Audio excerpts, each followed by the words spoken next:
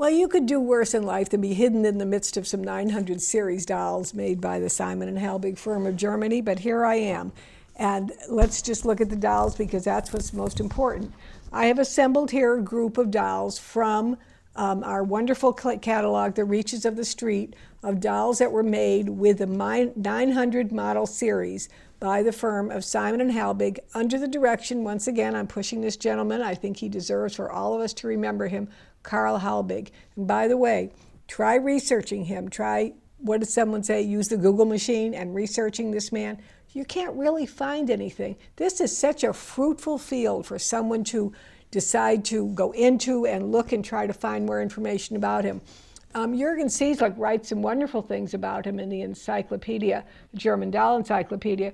He tells how his home overlooked this village where his porcelain factory was. In fact, his porcelain factory was the main employer in this very, very small village of about 2,000 people. And he had a wonderful home, and he had one side of the home, he had a tower with a spiral tower staircase going up, and he would like to overlook. He was he was supposedly a wonderful employer. He was a benefactor to the town. He supplied lunches to all of the children in school, and just, provided many, many things. And it had, clearly, his factory thrived there for many years, so certainly people did like working for him, and hopefully, I'd just love to know more about it. I'd love someone to find out and find more documents and all. According to Jürgen in the encyclopedia, he had many diaries that he kept about the daily workings of the firm, and wouldn't I love to get my hands on those, of course, with somebody else translating for me. So, dolls from the 900 series. Now again, remember, these were all registered in 1888 or 1887, 1888, and a few in 1889. They certainly were not all designed in that year. They had been made, some of them perhaps for a longer period of time than others, certainly not more than maybe 5 years, maybe 10 at the most for some of them, but it's the same time in which they were all registered. So much variety, even variety within molds. We're going to start over here on this side because we're going to look at the earliest number of the series. And right here we have this wonderful lady who is the 905 closed mouth doll by Simon & Halbig. And again, in this particular case, designed with a lady body and designed to represent a lady. But you can also look at that face and you could say, this is also a child. On a presentation as a child, it certainly would work too. And this was all what he was trying to do, was to have different presentations of a doll with using larger eyes, open mouth, closed mouth, that could make different possibilities. Next to her is a model that I've hardly ever seen, this model right here, and this is the 908 model. Very, very different kind of face. Really doesn't look like any of the others at all. It almost doesn't even seem characteristic of Simon & Halbig, but it does have his initials and the mold number 908 written on it. The next two are so curious. Right here, we have these two, and they are so curious because you look at them, and at first glance you say, well, they're not the same at all. But then I'm going to tell you, they are both marked Simon & Halbig 919. They're both the elusive 919 model. So rare was that model that it was not even one of the models that was listed in that registration list that the Ciesliks found. So really important on this. And we're going to look at them because I do want to point out that we have this beautiful girl, very, very pale bisque. She has those wonderful spiral threaded eyes that are so great to find. She's on a socket head, and she has what I call slightly parted lips. Not on a closed mouth, but not really an open mouth where the teeth are really visible. You have to really get there and look, and then you say, oh yeah, there are the teeth. But very strong definition, and that model. But then we find the same model, 919, right next to her. And when you look at them, you can say, okay, yeah, I see it now, because you'll see the way the nose is cut, the eyes are cut. It is a very distinctive model. It's just that their coloring is different. She's a socket head, she's a swivel head on a bisque shoulder plate, and she is a closed mouth. a definitely mottled closed mouth, and of course brown eyes with a slightly darker complexion, and the very pale bisque with the blue eyes, rendering them totally different in their look. And this is what Simon and Halbig was trying to achieve, and this one being on a kid body with bisque hands. Next to them, by the way, let's just stay there for a minute while I'm out here. I want to show you. Look, original body with bisque bare feet. And how rare is that? A gorgeous, gorgeous early closed mouth doll. She is absolutely beautiful. In all of these, you're seeing this wonderful attention to flawless bisque. Remember, he had his own porcelain manufacturing company, and that was what was so important to him. And this is the very rare model 920. 920. Well, then we move along. You see, I'm missing some sequences of numbers here. There's still so many dolls left to discover. You can just kind of go on forever and keep looking and looking for things. Wait, I'm going to start with my two big kids over here. Those are my next two I'm doing. The little girl over here with her really dramatic character eyes and just like, what is that kind of expression? But very, very different. And she is the model 929. Shows up very, very seldom, wonderful to find.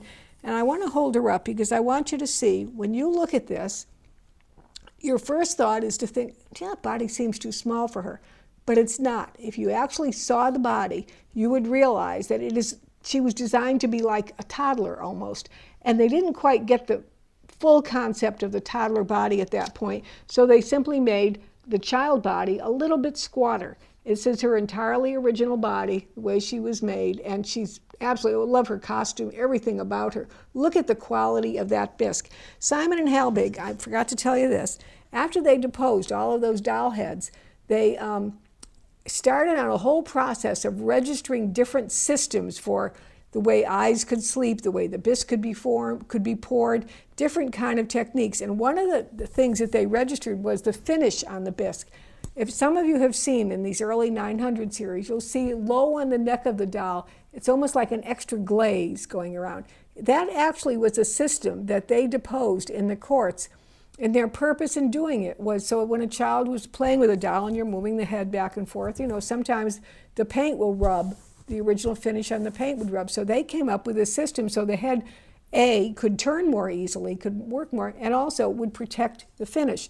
Well, it seems like in some cases they actually use that extra glaze on the complexion, and it's just stunning when they do. And this wonderful little girl, again, model 929, is a perfect example. Now, guess what's standing next to her? 929. Can you believe that? The same model number, 929 and 929. They both have open mouth, but with different variations in how the mouth is open. And her eyes are much more dramatic than his, but it's just fascinating how they could take the same mold number and have different kind of looks coming out from it in the presentation of it. Two very, very rare dolls, particularly to find in this large size. They had to be really expensive to produce and really expensive for a family to buy for their family. Now, next to it is one of my favorite dolls in the auction, and okay, I'll admit it, I made her, I believe, let me double check. Yes, she's lot number 1 in the auction because I think she is so stunning. And this is the model number 939, and she is the closed mouth version of the 939. This doll was also made with an open mouth. So again, they offered different variations. And very often on the 939, when you find them, you will see the stunning eyes. Like she has really, really beautiful eyes. Wonderful clarity of bisque. Again, this is during the time when Carl Halbig was also producing dolls for the French market. And he knew the kind of finish and the quality that they were looking for their dolls. And he ended up producing it on his own dolls as well. So that was very important to have.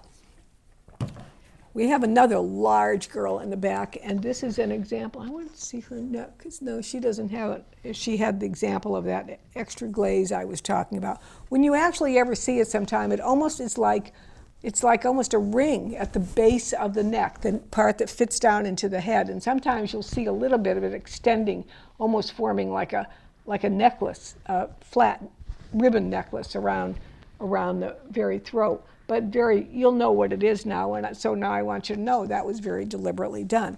Well, here I want you to see, because here's a little case study in variations that he wanted to achieve. We have here 3 dolls, $9.49, $9.49, $9.49. So you can see what he could do. He would make open mouth, he would make closed mouth, he would make brown complexion, he would make white complexion, he would make very grand dolls, and he would make size 1 dolls. So much variation could be achieved with this mold. This was a very, very popular mold, and I believe based on, of the 900 series, we probably find this one the most. This is not to say it's a common doll. When we find one, oh great, we love it. Oh good, here's a 979. Or a 949 model. That's wonderful. But of the 900 series, it was one of the more popular ones. And this little size 1, what a sweetheart she is. Little closed-mouth girl. She's absolutely wonderful. I'm going to move this girl down now so I can have a little more flexibility in talking to you. Here's a model that you very, very seldom ever find. Right here, with a grand smiling face. And she is model 970. And she is, I just tried to turn her head and she doesn't, she is a straight shoulder head. So sometimes they could be socket head on a composition body. Sometimes they could be a swivel head on a matching bisque shoulder plate. And sometimes would be a straight neck bisque shoulder plate, which is what this model, the 970 model costume in her fashionable lady garb was, with this absolutely wonderful smiling expression on her closed mouth. No, she's not a closed mouth. Look at that. See, I thought it was, but I'm going to tell you it's slightly parted lips. And look at this mouth. You can barely see. You have to look at it up close. She has a kind of, I guess, a smile like I do, where her lips are barely parted and you can just see the edges of her teeth inside there. Just absolutely a beautiful doll. And then from the 900 series, another rare model to find is the 989 model. Very, very seldom ever shows up. And what I want to do now is show you that I have this girl in 2 different sizes. So to show you that the variation that could be found. And also, again, this doll could also be found with either an open mouth or a closed mouth. I know so many of us want to buy smaller dolls today because, well, you can get more in your house, and that's always desirable. You can fit more in. But remember, the grand dolls, when you can find them and they're in beautiful condition like this, you should get them because it really shows you the definition of the modeling that was part of the original plan of the doll maker, what they were trying to achieve. And they were very luxurious and very expensive, so few of them were ever made. Both are wonderful. I think you should have both. I showed you at the beginning of this talk how Carl Halbig had been intrigued with the fashion dolls of Paris when I showed you the very famous, what is known as the twill body Simon and Halbig lady. He continued to have the fascination with the lady fashionable dolls, and his whole project kind of evolved over a period of time. I have here 4 different examples of his Simon and Halbig 1159 lady model. And what's really unusual about it, number one, it's very clear that this was a doll that he made and sold to the French market, the bisque heads, which were then put on French bodies and costumed appropriately. In fact, the 1912 SFBJ catalog has an entire spread of what they called their ladies of the era, dressed in incredible costumes, if you could ever find one, it's all original costume. But those would be Simon and Halbig head on a French lady body. Same head, 1159, he also used and put on his German lady body. And here are 4 examples, well, 3 examples, and one's a French example, a different kind. But here are 3 examples of his lady-bodied Simon and Halbig model. The taller one we're showing in her lingerie, and so you can see how he made them with not really, well, her whole torso is definitely lady-shaped, but her limbs, her legs are kind of the same, a little bit longer, but when you get to her arms, look at her lower arm, how long and slender it gets.